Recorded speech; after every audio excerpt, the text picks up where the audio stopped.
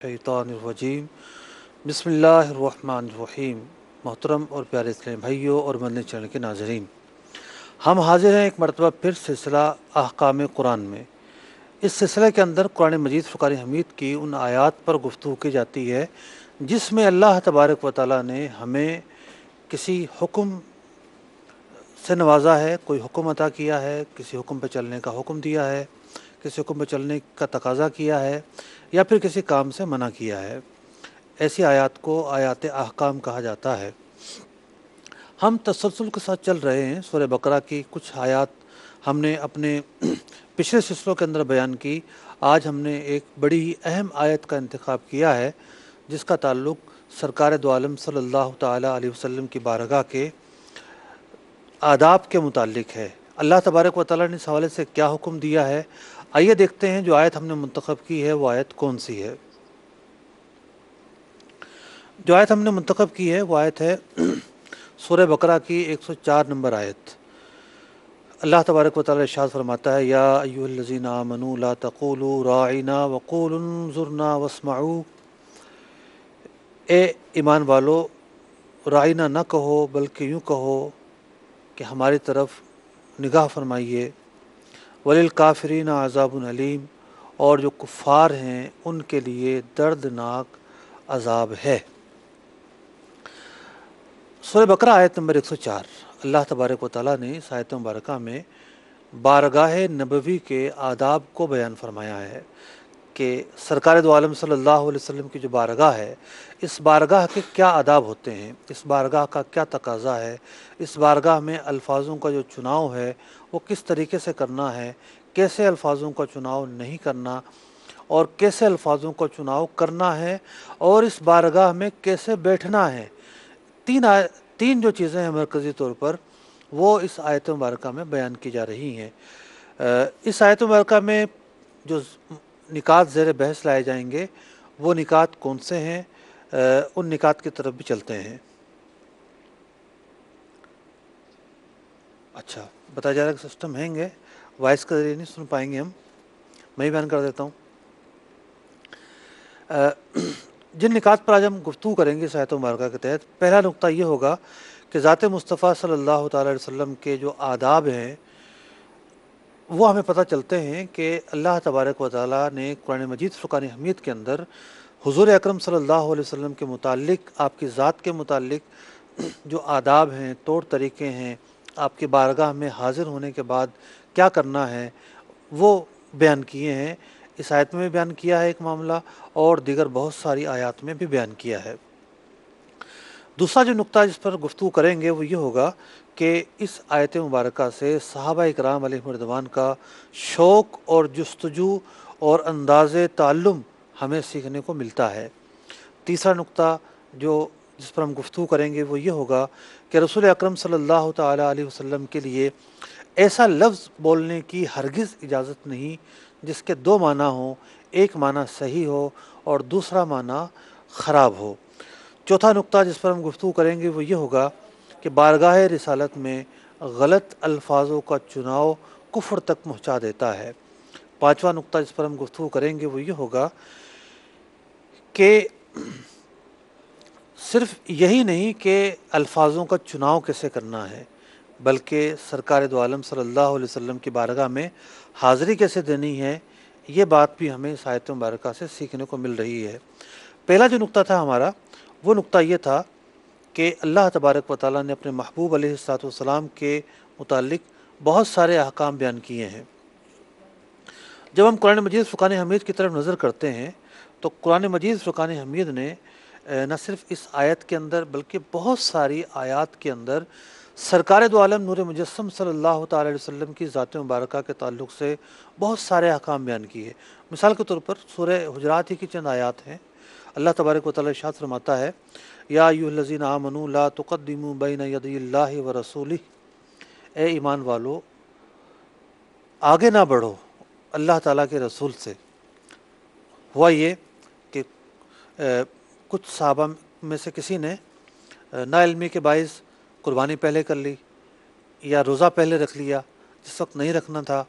तो इस आयत मुबारका में तक़दीम से मना कर दिया कि نبی اکرم علیہ الصلوۃ والسلام سے مقدم نہ ہو، ان سے پہلے عمل نہ کرو۔ اور علماء لکھتے ہیں کہ اس آیت مبارکہ میں ہر قسم کی تقدیم سے منع کر دیا گیا ہے، خواہ وہ قولی ہو خواہ وہ فعلی ہو۔ اور یہی وجہ تھی کہ رسول اکرم صلی اللہ علیہ وسلم جب چل رہے ہوتے تھے تو صحابہ اکرام علیہم رضوان سرکار علیہ الصلوۃ والسلام کے پیچھے چل رہے ہوتے تھے۔ سرکار دو عالم صلی اللہ علیہ وسلم کی بارگاہ کے آداب کے تعلق سے ہی سورہ حجرات ہی میں ارشاد ہوتا ہے، یا ایھا الذین آمنوا لا ترفعوا اصواتکم فوق صوت النبی، اے ایمان والو اپنی آوازوں کو سرکار علیہ الصلوۃ والسلام کی آواز سے بلند نہ کرو۔ ایک صحابی رضی اللہ تعالیٰ عنہ کم سنتے تھے۔ کم سننے والا آدمی ایسا لگتا ہے کہ وہ سمجھتا ہے کہ دوسرے کو کم سن رہا ہے، تو وہ اس کی آواز بھی لاؤڈلی ہوتی ہے، بلند بول رہا ہوتا ہے۔ تو ایک صحابی رضی اللہ تعالیٰ عنہ جو کم سنتے تھے، ایک مرتبہ دوران گفتگو ان کی آواز بلند ہو گئی۔ ان کا کوئی قصد اور ارادہ کسی بے ادبی کا نہیں تھا، ایک عارضے کی بنیاد پر ایسا ہوا۔ تو اللہ تبارک و تعالیٰ نے یہ آیت مبارکہ نازل فرمائی کہ بارگاہ رسالت میں آہستہ گفتگو کی جائے، اگرچہ کہ ان کی تو مجبوری تھی۔ سرکار دو عالم صلی اللہ علیہ وسلم نے پوچھا ان صحابی کے بارے میں کہ وہ کہاں ہیں، 2-4 دن ہوئے وہ نظر نہیں آئے، تو پتہ چلا کہ انہوں نے اس عارضے کے پیش نظر، اس بات کے پیش نظر آنا ہی بند کر دیا ہے۔ تو لیکن بہرحال انہیں رخصت دی گئی اور انہوں نے آنا شروع کیا۔ تو یہ تو تھے بارگاہ نبوی کے آداب کہ اللہ تبارک و تعالیٰ اس بارگاہ میں آواز بلند نہ کرنے کا ادب خود سکھا رہا ہے۔ فرمایا گیا وَلَا تَجْهَرُوا لَهُ بِالْقَوْلِ كَجَهْرِ بَعْضِكُمْ لِبَعْضٍ، اور اس طرح نہ کہا کرو جس طرح تم ایک دوسرے سے خطاب کیا کرتے ہو۔ ایک دوسرے سے خطاب کرنا ایک جدا گانا معاملہ ہوتا ہے، لیکن یہاں اگر ایسا ہوگا ان تحبط اعمالکم، تمہارے اعمال برباد ہو جائیں گے، وانتم لا تشعرون، اور تمہیں پتہ بھی نہیں چلے گا۔ بارگاہ نبوی کے آداب کے تعلق سے گفتگو ہو رہی ہے۔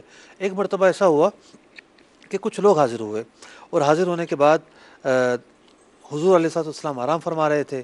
سرکار دو عالم صلی اللہ علیہ وسلم آرام فرما رہے تھے، بجائے اس کے کہ وہ انتظار کرتے کہ حضور علیہ الصلوۃ والسلام تشریف لائیں، باہر نکلیں اور پھر ملاقات کی جائے، بلکہ انہوں نے باہر ہی سے آپ کو پکارنا شروع کر دیا۔ قرآن مجید فرقان حمید کی آیت نازل ہوئی اور ارشاد ہوا ان الذین ینادونک من وراء الحجرات، جو آپ کو پکارتے ہیں آپ کے حجرہ اقدس کے باہر سے، اکثرہم لا یعقلون، تو انہیں عقل نہیں ہے۔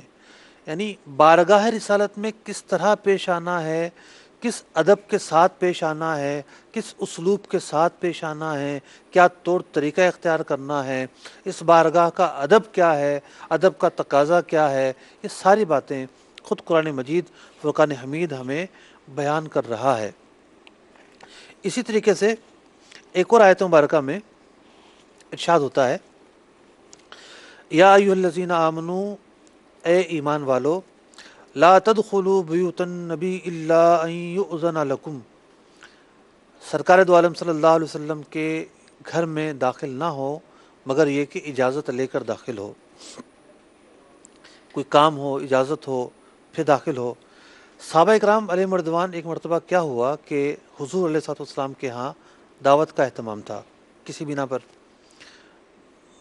دعوت تناول کی، کھانا کھا لیا، اور کھانا کھانے کے بعد سرکار علیہ الصلوۃ والسلام کی بارگاہ میں بیٹھے رہے کہ حضور علیہ الصلوۃ والسلام کی باتیں سنیں، آپ علیہ الصلوۃ والسلام ارشاد فرماتے جائیں، ہم سنتے جائیں۔ بلا شبہ انہیں مزہ آ رہا تھا، لطف آ رہا تھا، اور وہ اپنا فائدہ تو دیکھ رہے تھے، لیکن سرکار دو عالم صلی اللہ علیہ وسلم میزبان تھے، اپنی ناگواری بھی ظاہر نہیں کر سکتے تھے۔ سرکار علیہ السلام کی یہ صفت بھی نہیں تھی کہ آپ اس طرح اپنی ناگواری کا اظہار فرمائیں، اور آپ علیہ السلام کو اذیت بھی ہو رہی تھی، منتظر تھے کہ کب یہ جائیں، اور معاملات زندگی بہت سارے ہوتے ہیں۔ پیارے آقا علیہ السلام نے کچھ ارشاد نہ فرمایا، لیکن آیت مبارکہ نازل ہوتی ہے۔ اللہ تبارک و تعالیٰ ارشاد فرماتا ہے فَإِذَا طَعِمْتُمْ فَانْتَشِرُوا، جب کھانا کھا لو تو چلے جایا کرو، ولا مستأنسین لحدیث، پیارے آقا علیہ الصلوۃ والسلام کی بات سننے کے شوق میں بیٹھے نہ رہا کرو۔ ان ذالکم کان یؤذی النبی، یہ بات پیارے آقا علیہ الصلوۃ والسلام کو ایذا پہنچاتی ہے۔ فیستحیی منکم، لیکن وہ تو حیا فرماتے ہیں۔ واللہ لا یستحیی من الحق، لیکن اللہ تعالی حق بات کہنے میں حیا نہیں فرماتا۔ اذیت پہنچی بارگاہ رسالت میں، رنجیدہ ہوئے حضور علیہ الصلوۃ والسلام، طور طریقے کا خیال نہ رکھا صحابہ اکرام علیہم رضوان میں سے کسی نے، نادانستہ طور پر، ان کا قصد نہیں تھا ایذا پہنچانے کا، بلکہ وہ تو مہمان بن کر آئے تھے، بیٹھ گئے تھوڑی دیر، لیکن اس معاملے میں کیا کرنا چاہیے یہ ادب ہمیں قرآن مجید فقان حمید سکھا رہا ہے۔ تو یہ تو وہ کچھ آیات تھیں، اور بہت ساری ایسی آیات ہیں، بہت سارے مواقع پر اللہ تبارک و تعالیٰ نے مختلف آداب سکھائے ہیں۔ جو آیت آج ہم اپنے سلسلے میں بیان کر رہے ہیں، اب آتے ہیں اس آیت مبارکہ کی طرف۔ ہوا یہ کہ صحابہ کرام علیہم رضوان بارگاہ رسالت میں حاضر ہونے کے بعد تعلیم و تعلم کا سلسلہ ہوتا، پیارے آقا علیہ الصلوۃ والسلام سے کچھ سیکھتے، پیارے آقا علیہ الصلوۃ والسلام انہیں شریعت کی تعلیم دیتے، قرآن پاک کی تعلیم دیتے، جو بھی ارشاد فرمانا ہوتا وہ ارشاد فرماتے۔ تو اب صحابہ اکرام علیہم رضوان کی خواہش ہوتی کہ حضور تھوڑا توقف فرمائیں، ٹھہر جائیں، تاکہ جو بات پہلے بیان ہوئی ہے وہ اچھی طرح سمجھ لیں، اچھی طرح یاد کر لیں۔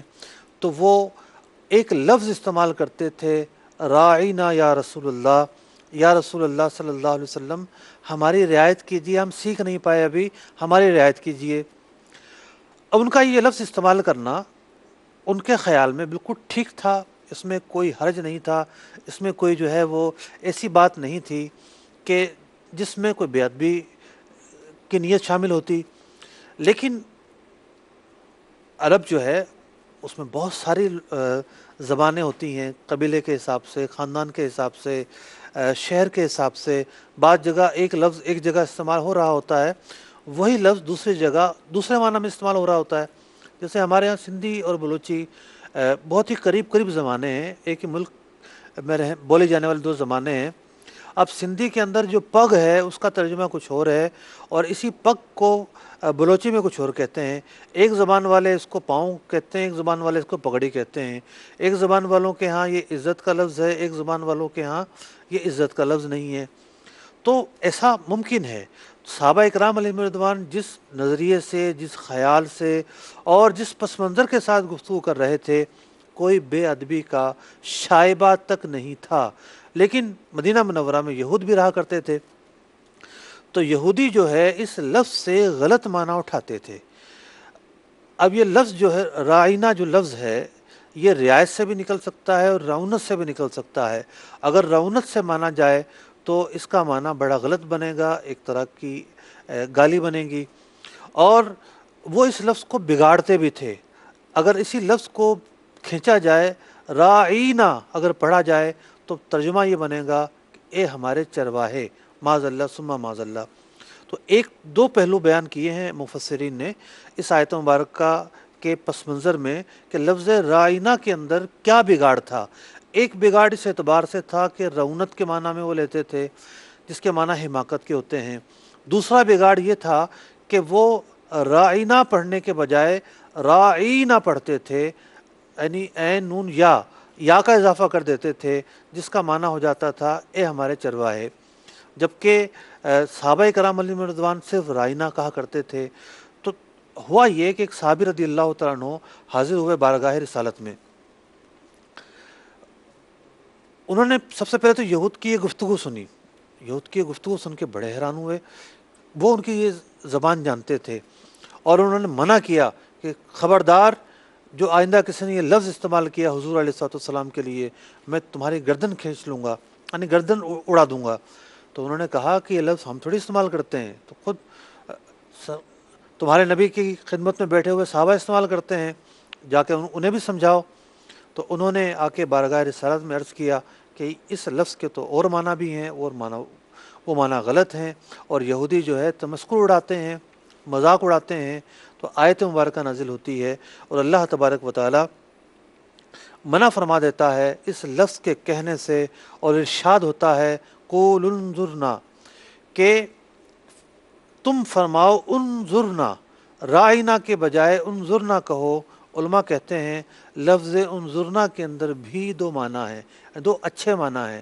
یا تو انظرنا کا مطلب یہ ہے، یعنی یہ انتظار سے نکلا ہے، معنی یہ بنے گا حضور کچھ مہلت دیجئے، توقف فرمائیے، ہم سمل جائیں، سمجھ جائیں، کچھ تفہیم ہو جائے ہماری، پھر آپ اپنی گفتگو کو آگے لے کے چلیے۔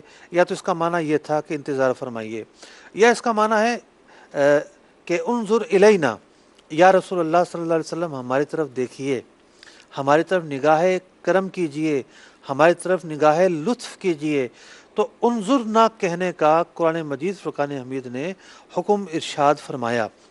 تو اس تمام گفتگو کے پس منظر میں خلاصہ یہ نکلتا ہے کہ اگر بارگاہ رسالت کا معاملہ ہو، سرکار دو عالم صلی اللہ علیہ وسلم کی ذات اقدس کا معاملہ ہو، تو اس ذات کے آداب ہمیں خود اللہ تبارک و تعالی سکھا رہا ہے۔ مفتی احمد یار خان نعیمی رحمۃ اللہ تعالی علیہ ایک بڑا ہی نفیس نقطہ اپنی ایک کتاب میں بیان کرتے ہیں۔ وہ بیان یہ کرتے ہیں کہ عام طور پر یہ ہوتا ہے کہ بادشاہ لوگ اپنے دربار کے آداب خود مقرر کرتے ہیں۔ ہر بادشاہ جب مسند پر آتا ہے تو وہ خود اپنا ایک جو ہے وہ ایک ضابطہ اخلاق بیان کرتا ہے، طور طریقے بیان کرتا ہے، اور یہ بیان کرتا ہے کہ اس دربار کے کیا آداب ہوں گے، اور ان کی جو رعایا ہے، جو ماننے والے ہیں، جو ماتحت ہیں، وہ ان کو بجا لاتے ہیں۔ لیکن جیسے ہی اس کا انتقال ہوتا ہے، وہ سارے کے سارے طور طریقے، آداب، آئین، قانون وہ لپیٹ کر ڈال دیا جاتا ہے، گویا کہ اس کی قبر کے ساتھ دفن ہو جاتا ہے۔ نیا بادشاہ آتا ہے، اس نیا قانون چلتا ہے، نئے طور طریقے چلتے ہیں، نئی منشا پیدا ہوتی ہے، اور نئے احکام جاری ہوتے ہیں۔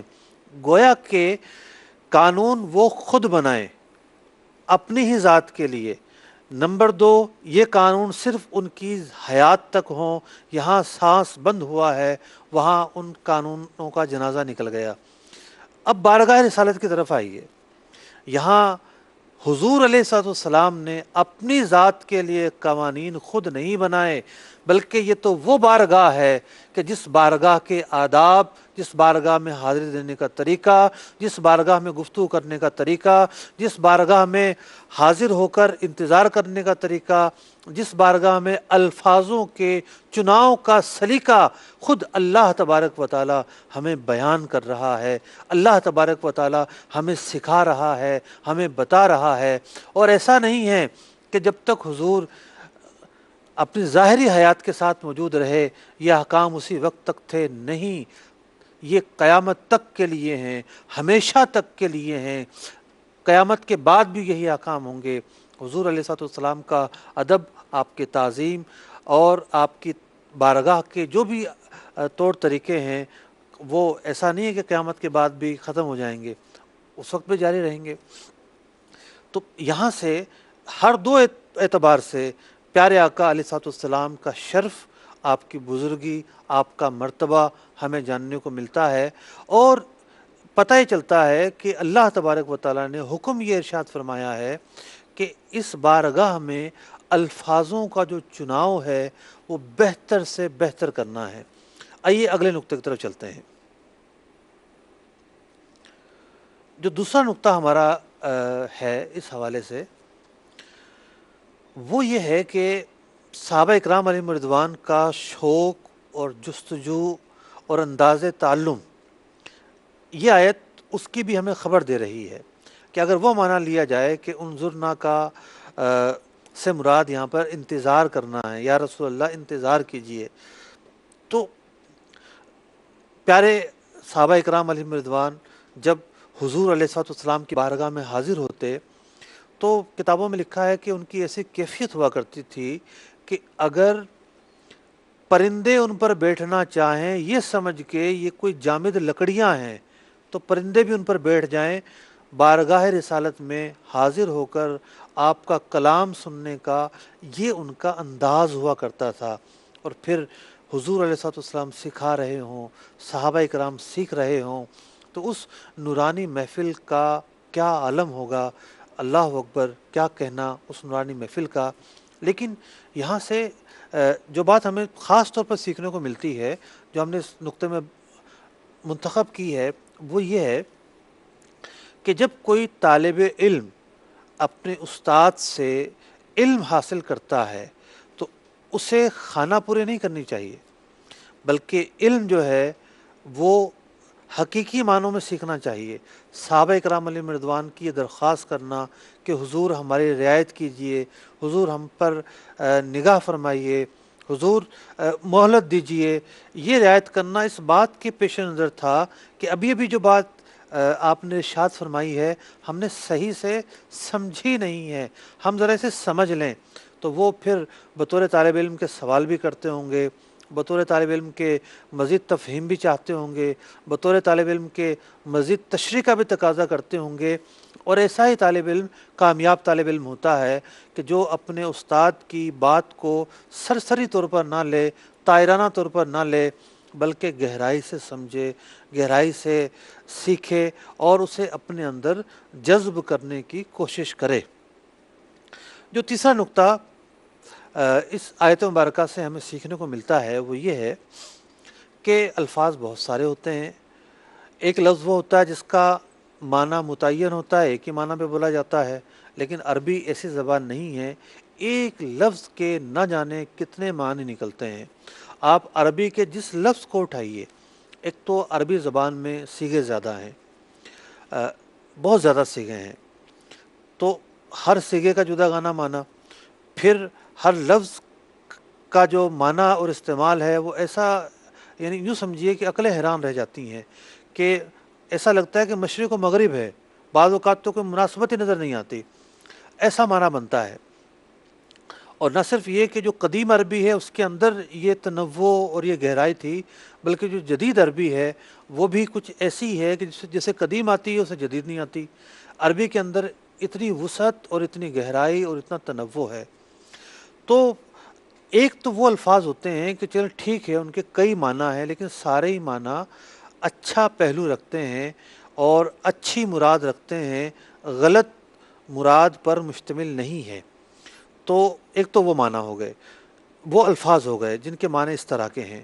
دوسرے الفاظ وہ ہوتے ہیں کہ جن کے ایک معنی اچھے ہوتے ہیں، دوسرے معنی اچھے نہیں ہوتے۔ عرف عام میں ہمارے ہاں اسے ذو معنی بھی کہتے ہیں، اگرچہ کہ ذو معنی کا جو لفظ ہے وہ بولا جاتا ہے ایک سے زائد جس کے معنی ہوں اس کے لیے، لیکن ذو معنی کا جو محاورہ ہے اس سے مراد یہ ہوتی ہے کہ اس لفظ کا ایک معنی اچھا ہے، ایک معنی خراب ہے۔ تو قرآن مجید فقان حمید نے ایسے الفاظ کے چناؤ سے بھی منع کر دیا بارگاہ رسالت کے تعلق سے کہ جس کے ایک معنی غلط مراد پر مشتمل ہوں، غلط پہلو پر مشتمل ہوں، ایسے معنی اختیار نہیں کیے جا سکتے۔ اب اسی بات کے پیش نظر ہمارے علماء نے بہت سارے احکام بیان کیے ہیں۔ ایک حکم تو یہ بیان کیا ہے کہ بعض اوقات اوراد و وظائف پڑھے جاتے ہیں، اور اوراد و وظائف جو ہوتے ہیں وہ بڑے ہی عجیب و غریب قسم کے بھی ہوتے ہیں، اور بعض اوراد و وظائف ایسے ہوتے ہیں کہ بظاہر لگ رہا ہوتا ہے کہ پتہ نہیں کیا لفظ ہے اور اس کا اس مرض سے کیا تعلق ہے جس کے لیے پڑھے جا رہے ہیں۔ تو ایک تو عدیہ معصورہ ہے نا، جو قرآن و حدیث میں آنے والی دعائیں ہیں، میں ان کی بات نہیں کر رہا۔ اس کے علاوہ جو مختلف جو ہے وہ ورد ہوتے ہیں، ٹوٹکے ہوتے ہیں، اور کچھ پڑھنے کے جھاڑ پھونک کے الفاظ ہوتے ہیں، تو علماء نے اس حوالے سے ایک اصول بیان کیا کہ وہ لفظ جس کا معنی معلوم نہ ہو بطور جھاڑ پھونک کے پڑھنے کی اس کی اجازت نہیں ہے۔ عین ممکن ہے کہ اس کے اندر کوئی کفریہ معنی پایا جاتا ہو، کوئی شرکیہ معنی پایا جاتا ہو، کوئی ایسا معنی پایا جاتا ہو جس کا پڑھنا مسلمان کے لیے حلال نہ ہو، تو بعض اوقات ہندی کے اندر ایسے کلمات ہوتے ہیں یا عبرانی وغیرہ کے ایسے کلمات ہوتے ہیں کہ جو سینہ بسینہ چلے آ رہے ہوتے ہیں لیکن ان کا معنی معلوم نہیں ہوتا. تو علماء نے اس حوالے سے یہ لکھا ہے کہ جن کا معنی معلوم نہ ہو وہ کلمات نہیں پڑھے جا سکتے. اب جن کا معنی معلوم نہ ہو ان کے متعلق یہ حکم ارشاد ہوا کہ انہیں ان کا انتخاب نہ کیا جائے. تو وہ الفاظ کہ جن کا معنی معلوم ہے اور ایک معنی غلط ہے تو پھر وہ معنی پاک ہستیوں کے لیے، وہ لفظ پاک ہستیوں کے لیے استعمال کرنا کیسے جائز ہو سکتا ہے؟ نہ تو اللہ تبارک و تعالیٰ کے لیے ایسا لفظ استعمال کرنا جائز ہوگا جو ذو معنی ہو، جیسا کہ لفظ میاں. اچھا، الفاظوں کی مختلف اقسام ہوتی ہیں. ایک لفظ وہ ہوتا ہے کہ جس سے صرف منع کیا جاتا ہے. ایک لفظ وہ ہوتا ہے کہ جس پر حرام ہونے کا حکم لگایا جاتا ہے. ایک لفظ وہ ہوتا ہے کہ جس پر علماء کفر کا حکم لگاتے ہیں. مختلف درجے ہوتے ہیں الفاظ کے. جو لفظ میاں ہے یہ نچلے درجے کا لفظ ہے. ایسا نہیں ہے کہ جو اللہ میاں کہے اس پر حکم کفر لگے، لیکن جو لفظ میاں ہے ہمارے علماء اس لفظ کے استعمال کرنے سے منع کرتے ہیں. اس کی وجہ یہ ہے کہ اس کے متعدد معنی ہیں. کچھ معنی وہ ہیں کہ جو اللہ تعالیٰ کے شان ہو سکتے ہیں، اور کچھ معنی وہ ہیں کہ اللہ تبارک و تعالیٰ ان سے بری ہے. یعنی لفظ میاں جو ہے عزت اور احترام کے لیے بھی بولا جاتا ہے، اور ہمارے عرف کے اندر یہی لفظ شوہر کے لیے بھی بولا جاتا ہے. اور اللہ تبارک و تعالیٰ اس وصف سے پاک ہے. اللہ تبارک و تعالیٰ نہ شوہر ہے، نہ کسی کا اللہ تعالیٰ سے کوئی رشتہ ثابت ہو سکتا ہے. وہ تنہا ہے، وہ خالق ہے، وہ ابد سے ہے اور ابد تک رہے گا. بندوں کی صفات سے اللہ تبارک و تعالیٰ پاک ہے. تو کہنے کا مطلب یہ ہے کہ وہ الفاظ جو ذو معنی ہوں، بعض معنی مناسب نہ ہوں، یا ان میں توہین کا پہلو نکلتا ہو، یا وہ توہین پر ہی مشتمل ہو، تو یہ مختلف طرح کے الفاظ ہوتے ہیں. نہ تو اللہ تبارک و تعالیٰ کے لیے بولنا جائز ہے، نہ حضور اکرم صلی اللہ علیہ وسلم کے لیے بولنا جائز ہے، اور نہ ہی جو مقدس ہستیاں ہیں ان کے لیے ایسے الفاظ بولنا جائز ہوگا. اگلے نقطہ کی طرف چلتے ہیں. اگلا نقطہ یہ ہے کہ بارگاہ رسالت میں غلط الفاظ کا چناؤ کفر تک پہنچا دیتا ہے. جیسا کہ میں نے تھوڑی دیر پہلے عرض کیا کہ الفاظ مختلف اقسام کے ہوتے ہیں. بعض الفاظ وہ ہوتے ہیں ان سے صرف منع کیا جائے گا. بعض الفاظ وہ ہوتے ہیں کہ ان کے استعمال کرنے کو علماء حرام کہتے ہیں.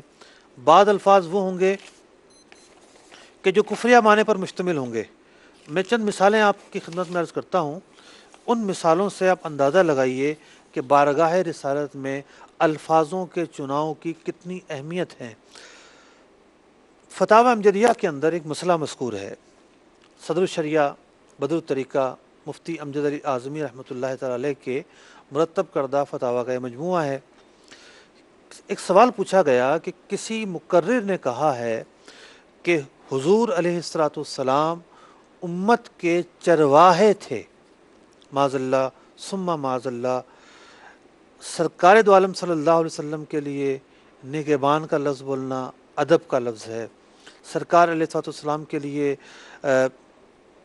یہ کہنا کہ آپ اس امت کے پاسباں ہیں، حفاظت کرنے والے ہیں، آپ اس امت کے قائد ہیں، رہنما ہیں، یہ ادب کے الفاظ ہیں. لیکن مقرر نے جو لفظ استعمال کیے وہ بے ادبی اور توہین کے پہلو پر مشتمل تھے. تو صدر الشریعہ علیہ رحمہ نے اس جملے پر کفر کا حکم لگایا. یہ ایسا جملہ تھا، اس میں ایک ایسا لفظ تھا کہ جس کا چناؤ حضور اقدس صلی اللہ علیہ وسلم کے آداب کے خلاف تھا، ناموس رسالت کے خلاف تھا، اور یہ جملہ توہین اور بے ادبی پر مشتمل تھا. اس لیے اس جملے کو کفریہ جملہ قرار دیا. امام اہل سنت رضی اللہ تعالیٰ عنہ کی خدمت میں سوال ہوا کہ مدینہ شریف کو یثرب کہنا کیسا؟ جس طرح سرکار علیہ الصلوۃ والسلام کی ذات مبارکہ کی تعظیم ہے، اسی طریقے سے سرکار دو عالم صلی اللہ علیہ وسلم سے نسبت رکھنے والی ہر چیز کی تعظیم ہے۔ شفا شریف میں لکھا ہے کہ اگر کوئی یہ کہے کہ حضور علیہ الصلوۃ والسلام کی چادر میلی ہے تو اس نے کفر کیا۔ تو حضور علیہ الصلوۃ والسلام سے وابستہ جو اشیاء ہیں، جو منسوب چیزیں ہیں، ان کا بھی ادب کرنا ضروری ہے۔ تو شہر مصطفیٰ کی تو کیا بات ہے۔ تو اعلیٰ حضرت سے سوال ہوا کہ مدینہ کو یثرب کہنا کیسا؟ تو امام اہل سنت فرماتے ہیں گناہ ہے۔ مدینہ منورہ کو طابہ کہا جائے، طیبہ کہا جائے، منورہ کہا جائے، مقدسہ کہا جائے، لیکن یثرب کہنا گناہ ہے۔ وجہ یہ ہے کہ یثرب کا معنی ہے بیماریوں کی جگہ۔ پہلے کہا کرتے تھے حضور اکرم علیہ الصلوۃ والسلام کی آمد سے پہلے مدینہ منورہ کے اندر بیماریاں تھیں، لیکن جب آپ کا قدم مبارک اس شہر میں پڑا تو اللہ تبارک و تعالیٰ نے اس شہر کو ان بیماریوں سے پاک کر دیا جو یہاں موجود ہوا کرتی تھیں۔ تو اب دیکھیے آپ، یہ لفظ آپ نے بھی سنا ہوگا کہ بہت سارے جو ہے وہ کم علم رکھنے والے لوگ مدینہ کو یثرب کہہ رہے ہوتے ہیں، بعض شعراء استعمال کر رہے ہوتے ہیں، لیکن چونکہ یہ لفظ ادب اور تکریم کے خلاف ہے، اس لیے مدینہ کو یثرب کہنا جائز نہیں ہوگا۔ اسی طریقے سے فتاوی رضویہ شریف میں ہے کہ حضور علیہ الصلوۃ والسلام کو ایلچی کہنا کفر ہے۔ پیغمبر کا معنی ہوتا ہے قاصد، پیغام لانے والا، یہ لفظی معنی ہے، لیکن حضور علیہ الصلوۃ والسلام محض قاصد نہیں ہیں، بلکہ آپ اللہ تبارک و تعالیٰ کے محبوب اور بزرگ بندے ہیں۔ لفظ ایلچی کا استعمال آپ کے لیے آپ کی بارگاہ میں مطلب کہ گستاخی ہے۔ اسی لیے امام اہل سنت رضی اللہ تعالیٰ عنہ ارشاد فرماتے ہیں کہ لفظ ایلچی کہنا یہ کفر ہوگا۔ اسی طریقے سے فتاوی عالمگیریہ میں ہے کہ کسی نے کہا کہ حضرت آدم علیہ نبینا علیہ الصلوۃ والسلام اگر گندم نہ کھاتے تو ہم بدبخت نہ ہوتے، تو فرمایا کہ یہ جملہ کفر ہوگا، کیونکہ انبیاء کی توہین اس میں پائی جاتی ہے۔ اللہ تعالیٰ کا ہر نبی مقدس اور معظم ہے، لائق تعظیم ہے، لائق تکریم ہے۔ تو خلاصہ کلام یہ ہے کہ بارگاہ رسالت میں انبیاء اکرام کی شان میں جو معظمات دینیہ ہیں، یعنی فرشتے ہیں، معظمات دینیہ میں ہیں۔ معظمات دینیہ کا لفظ ویسے تو عام ہے، لیکن میں ایک محدود پس منظر میں عرض کر رہا ہوں کہ فرشتوں کی شان میں اگر کوئی گستاخانہ جملہ بولا جاتا ہے وہ کفر پر مشتمل ہوگا۔ انبیاء میں سے کسی کی شان میں گستاخانہ جملہ بولا جاتا ہے تو وہ کفر پر مشتمل ہوگا۔ اسی طریقے سے سرکار علیہ الصلوۃ والسلام کی بارگاہ میں کسی نے کوئی ایسا لفظ منتخب کیا کہ جو لفظ کفریہ معنی پر مشتمل تھا تو وہ بھی بلا شبہ کفر ہوگا، اور یہ نہیں کہا جائے گا کہ میری نیت نہیں تھی، میری مراد نہیں تھی، بلکہ علماء اس لفظ کا معنی دیکھ کر اس پر حکم ضرور عائد کریں گے۔ پانچواں نقطہ یہ ہے جو ہم گفتگو کر رہے تھے، چوتھے نقطے پہ ہم نے گفتگو کی کہ الفاظوں کا چناؤ کفر تک پہنچا دیتا ہے، اس لیے الفاظوں کا چناؤ بڑا ہی اہم ہوتا ہے، اور خاص طور پر نعتیہ اشعار کہنے والے، ان کے لیے بڑا نازک پہلو ہوتا ہے۔ امام اہل سنت رضی اللہ تعالیٰ عنہ کے تعلق سے بیان کیا جاتا ہے کہ جو نعت ہے بڑا ہی نازک وصف ہے، کہ نہ تو اس میں ایک حد ہے اس کو کراس کر سکتے ہیں، اور نہ ہی ایک حد ہے اس سے نیچے آ سکتے ہیں، بلکہ ایک درمیانی حد میں رہ کر گفتگو کرنا ہوتی ہے۔ تو نعت کہنے کے لیے علم ہونا ضروری ہے، الفاظوں کے معنی کا ادراک ہونا ضروری ہے، اور الفاظ جو ہیں ان الفاظوں کا جو اطلاق ہے وہ کس پس منظر میں ہو رہا ہے، یہ پس منظر دیکھنا بھی ضروری ہے۔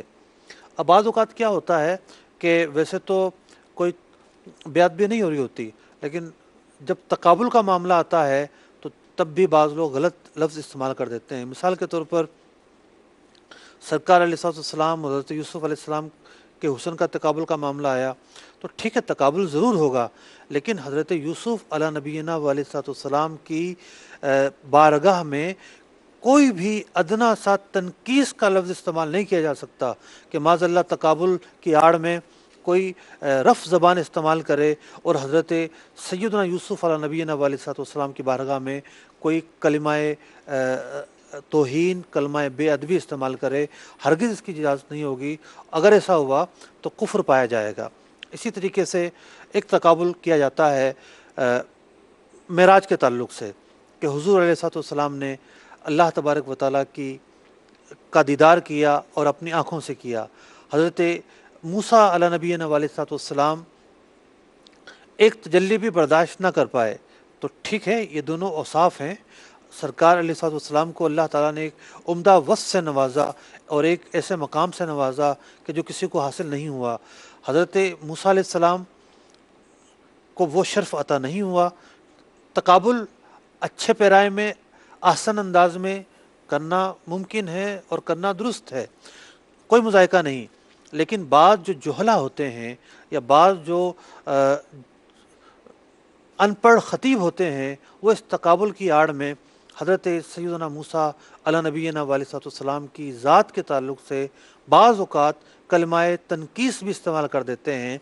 تو بات یہ ہو رہی تھی الفاظوں کا چناؤ بڑا اہم ہوتا ہے اور اس پر ایمان و کفر تک دائر ہو جاتے ہیں۔ پانچویں نقطے کی طرف چلتے ہیں۔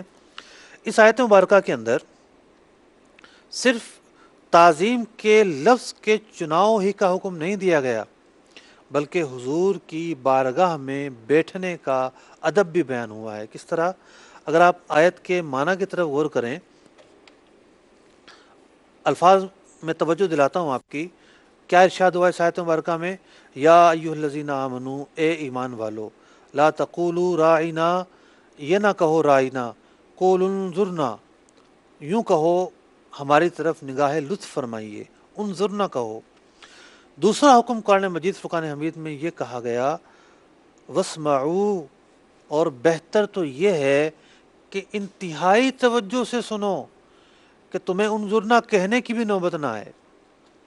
تو بارگاہ رسالت میں جب بیٹھنا ہے تو کس انداز پر بیٹھنا ہے، قرآن مجید فرقان حمید نے یہ بھی بیان کر دیا۔ وَلِلْكَافِرِينَ عَذَابٌ عَلِيمٌ، اور جو ان احکامات پر پورا نہیں، جو ان احکامات کی خلاف ورزی کرے گا، معاذ اللہ ثم معاذ اللہ کلمہ تنقیص کہے گا، بلا شبہ وہ کافرین میں سے ہے، اس کے لیے دردناک عذاب ہوگا۔ میرے محترم اور پیارے اسلام بھائیوں اور مدنی چینل کے ناظرین، ہمارے سلسلے کے اندر ہم کچھ تفسیری نکات بھی بیان کیا کرتے ہیں۔ تو آئیے دیکھتے ہیں کہ آج جو آیت مبارکہ ہم نے آج ہم نے آیت مبارکہ نقل کی ہے، تفسیری فوائد کیا ہیں، آئیے دیکھتے ہیں۔ تفسیری فوائد۔ نمبر 1، قرآن پاک میں یا ایھا الذین آمنو کتنی بار آیا ہے اور اس میں مومنین کے لیے کیا خوشی کی بات ہے۔ نمبر 2، لفظ رائنا کی جگہ انظرنا لانے میں کیا تفسیری فوائد ہیں۔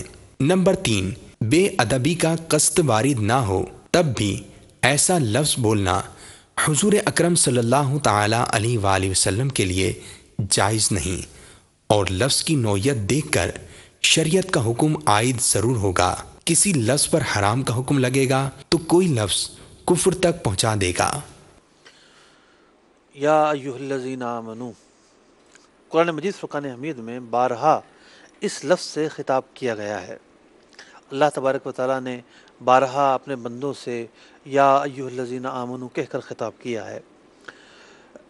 امام فخر الدین رازی رحمۃ اللہ تعالی علیہ لکھتے ہیں کہ یا ایھا الذین آمنو سے خطاب قرآن مجید فرقان حمید میں 88 مرتبہ ہوا ہے۔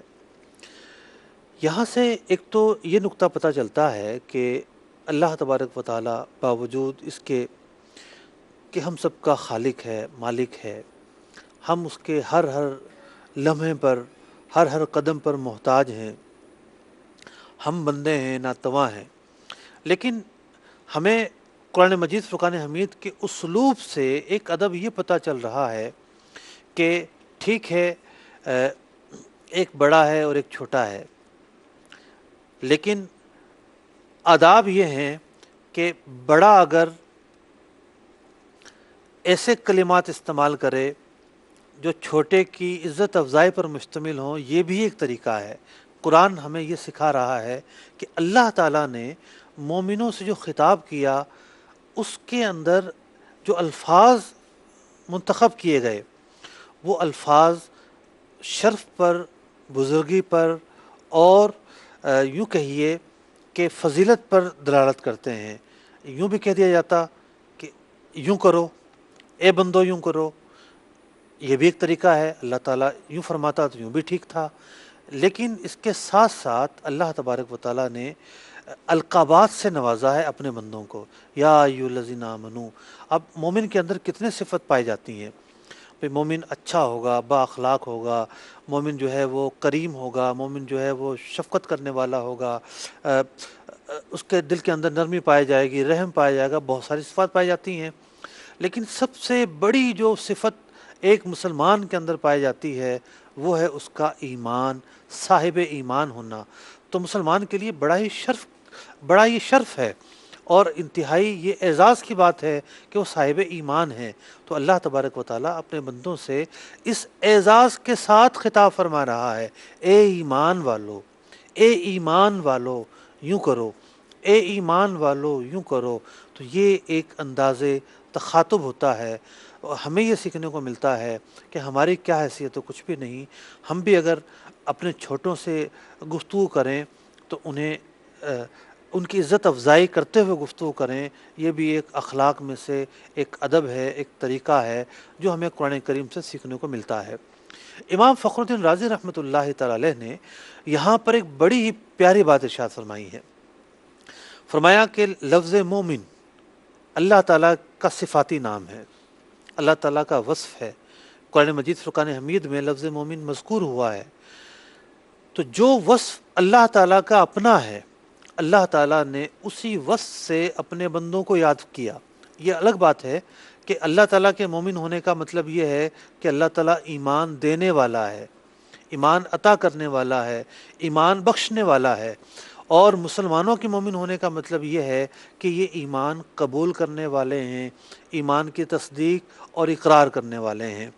تو امام فخر الدین رازی رحمۃ اللہ تعالی علیہ لکھتے ہیں کہ دنیا میں اللہ تعالیٰ نے اپنے بندوں کو اس شرف سے نوازا کہ جو اس کا اپنا وصف تھا وہی لفظ اللہ نے مسلمانوں کے ساتھ استعمال کیا، مسلمانوں کے لیے منتخب فرمایا۔ تو اس بات میں کیا بعید ہے، ہم یہ امید رکھتے ہیں کہ بروز قیامت بھی اللہ تبارک و تعالی ہماری عزت افزائی فرمائے گا، ہمیں رسوا نہ کرے گا، اور اللہ تعالیٰ بروز قیامت بھی ہمیں اعزاز و اکرام سے نوازے گا۔ تو یہ وہ نقطہ تھا جس میں بلا شبہ مسلمانوں کے لیے خوشی کا پہلو ہے۔ اگلے نقطے کی طرف جاتے ہیں۔ اب دو الفاظ تھے، ایک لفظ رائنا تھا اور لفظ انظرنا تھا، لیکن رائنا سے منع کیا اور انظرنا کہنے کا حکم دیا۔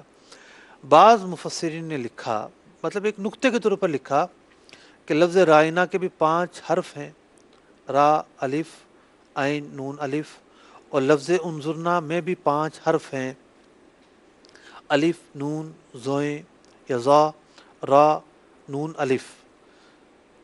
اسی طریقے سے لفظ رائنا جس نیت اور مقصد کے تحت صحابہ کرام بولا کرتے تھے وہ مجازی معنی ہوتا تھا کہ ہمارے لیے نرمی کیجیے، ہماری رعایت کیجیے، ہم پر شفقت کیجیے۔ اور لفظ رائنا کے اندر بھی یہی مرادی معنی ہے، یعنی یہی مجازی معنی ہے۔ تو لفظ انظرنا کے اندر بھی یہی مجازی معنی ہے، لفظ رائنا میں بھی مجازی معنی مراد تھے اور لفظ انظرنا میں بھی مرادی معنی مجاز تھے۔ اور پھر کیا کہ معنی ایک جو مراد تھی، غلط پہلو تو مراد ہی نہیں تھا صحابہ کرام کا، معنی ایک، حرف ایک، جیسے 5 حرف اس میں 5 حرف اس میں، لیکن فرق یہ ہے، جو سب سے بڑا فرق تھا کہ ایک لفظ کے اندر ایک ایسا معنی نکلتا تھا کہ جس کو یہود غلط معنی پر محمول کرتے تھے، اس لیے اس لفظ کے کہنے سے منع کر دیا گیا۔ تیسرے نقطے کی طرف چلتے ہیں، اس سے پہلے بتایا جا رہا ہے کہ ایک کال بھی ہے۔ میرا نام سمیہ تاریہ ہے، میں یاکو سے بات کر رہی ہوں۔ آپ کی اس آیت کے بارے میں پوچھنا ہے۔ سورہ نور میں حضرت عائشہ رضی اللہ تعالیٰ عنہا کی شان میں جو بیان کیا گیا، نیک نیکوں کے لیے بد بدوں کے لیے، تو کیا قرآن کی یہ آیت دنیا میں ہر میاں بیوی کے لیے ہے کہ نیک اور کہ اس کو نیک اور نیک ملے گا، یا یہ آخرت کے متعلق ہے؟ جواب ارشاد فرما دیجیے۔ بھئی میں تو آپ کی بات پوری طرح سے سمجھ نہیں پایا ہوں، بتائیں گے کیا کہا انہوں نے؟ جی جی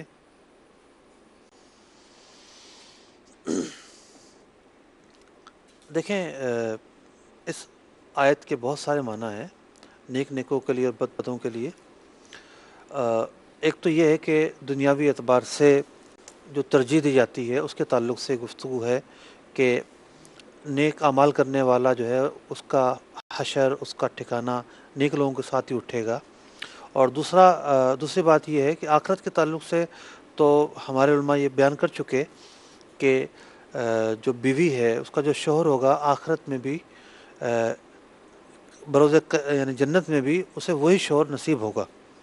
اور اگر اس کے متعدد نکاح ہوئے، مثال کے طور پر شوہر فوت ہو گیا، دوسرا نکاح کیا، تو پھر اسے اختیار ہوگا کہ وہ یعنی فریقین جو ہے نا ان کو اختیار ہوگا کہ وہ کس کو منتخب کرتے ہیں۔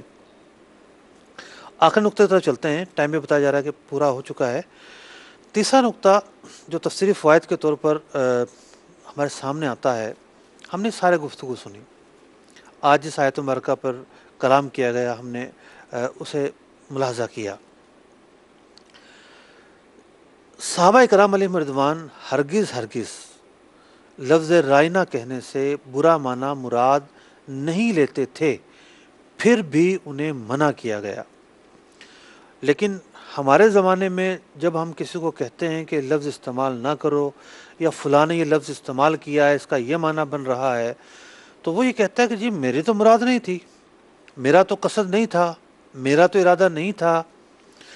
قرآن مجید فرقان حمید کہ اس آیت مبارکہ میں جو اصول ہمیں سیکھنے کو مل رہا ہے، جو تفسیری فائدہ ہمیں سیکھنے کو مل رہا ہے، وہ یہ ہے کہ ایسا کہنا ہر جگہ نہیں چل سکتا۔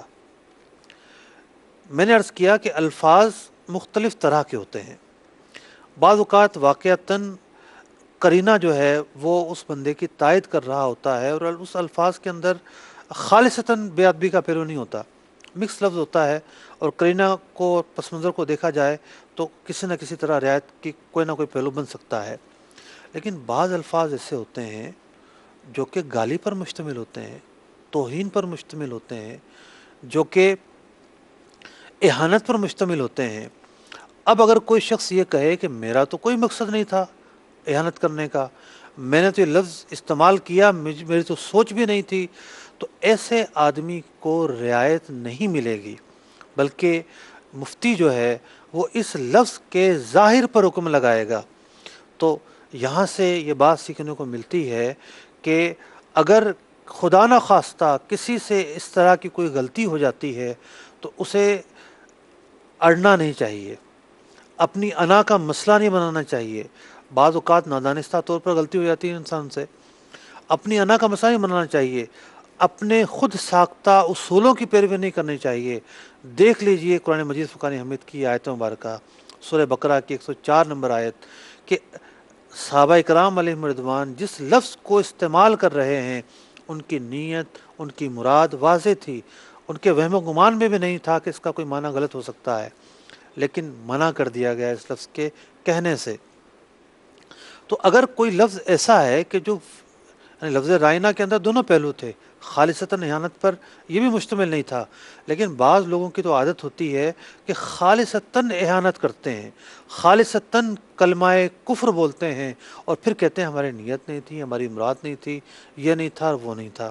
بلکہ آج کل تو کفر کے گندے پلندے کو ایک بڑے صاف ستھرے ورقے میں پیش کرنے کی کوشش کی جاتی ہے، یعنی کفر کے گند کو بھی، یعنی کفر سے بڑھ کر کوئی نحوست نہیں ہو سکتی، کوئی برائی نہیں ہو سکتی، کوئی ناپاکی نہیں ہو سکتی، کوئی خباثت نہیں ہو سکتی۔ کفر اعلیٰ درجے کی خباثت ہے، تو اس کفر کی خباثت کو بھی ہمارے معاشرے کے اندر بعض لوگوں نے یہ کوشش کی کہ چاندی کے ورقے میں لپیٹ کر اچھے سے الفاظوں کا چناؤ کر کے اس کو عام کیا جائے۔ کچھ دن پہلے بہت سارے ایسے واقعات ہوئے کہ سوشل میڈیا کا غلط استعمال ہوا، سرکار دو عالم صلی اللہ علیہ وسلم کی ذات اقدس میں اہانت کی گئی، کلمات کفر بولے گئے، توہین آمیز کلمات کہے گئے، اور ایک حلقہ تھا جس کی یہ آواز تھی کہ جناب اظہار رائے کو دبایا جا رہا ہے، اظہار رائے کا حق نہیں ہے، معاذ اللہ ثم معاذ اللہ۔ ارے کیا قرآن سے بڑھ کر کوئی تعلیمات ہو سکتی ہیں؟ ہرگز نہیں ہو سکتی۔ جب قرآن یہ کہہ رہا ہے کہ جو لفظ حضور علیہ الصلوۃ والسلام کی شایان شان نہ ہو وہ لفظ استعمال نہیں کیا جا سکتا، تو ایسا لفظ استعمال کرنا، کوئی یہ کہے کہ حق رائے کی آزادی کا تقاضا ہے، ہرگز نہیں ہو سکتا۔ یہ ایک خود ساختہ قانون تو ہو سکتا ہے، ہر رائے کی آزادی کا دائرہ ہوتا ہے۔ آپ جائیں کسی ملک کے اندر اور پھر اظہار کریں اس ملک کے خلاف اور کہیں کہ مجھے اپنی رائے دینے میں آزاد ہوں، بغاوت کا مقدمہ ہو جائے گا۔ اور ہمارے لیے تو سب سے اعلیٰ اور افضل جو ذات ہے، اللہ تعالیٰ نے جس کے مقام کو سب سے بلند فرمایا ہے، وہ حضور اقدس صلی اللہ علیہ وسلم کی ذات مبارکہ ہے۔ اللہ تبارک و تعالیٰ سے دعا ہے کہ اللہ تبارک و تعالیٰ ہمیں با ادب رکھے، ہمارا ٹھکانہ با ادبوں کے ساتھ کرے، ہمیں بے ادبی سے محفوظ فرمائے، ہماری نسلوں کو بے ادبی سے محفوظ فرمائے۔ آمین بجاہ النبی الامین صلی اللہ تعالیٰ علیہ وسلم۔